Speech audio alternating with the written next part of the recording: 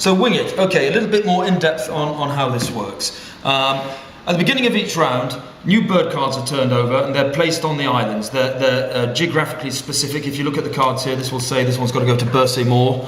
So you turn over some new cards at the beginning of each round. You then get dealt a hand of cards, and these are your resource cards that allow you to plan your route around Britain. So for example, there's a train card. This will allow you to move, in this case, 5 spaces along the rail tracks. Each hexagon is a square. If you've got a boat card, this allows you to move to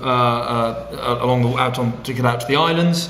A bicycle card allows you to go across country. You don't have to follow any specific routes.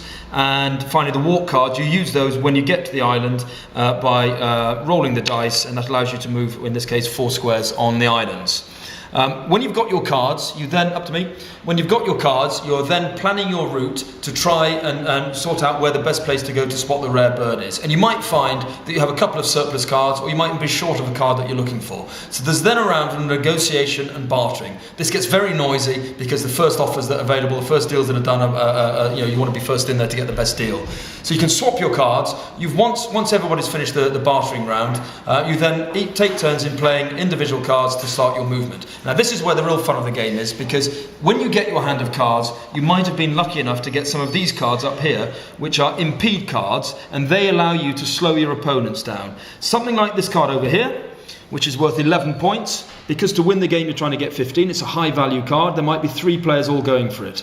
So you can slow your opponents down by using these cards over here. So for example, if an opponent plays a bicycle card and you've got the puncture, you can slap that on top of it and it cancels it out. Now that's where the fun of the game is. What's also nice about the game is that it's got a really nice balance to it, in that to win the game you have to get back to your start point. So this one is colour coded, this one is Belfast. You might be down here when you get your 15 points, down in the Isle of Wight or whatever it is, Braden Marshes.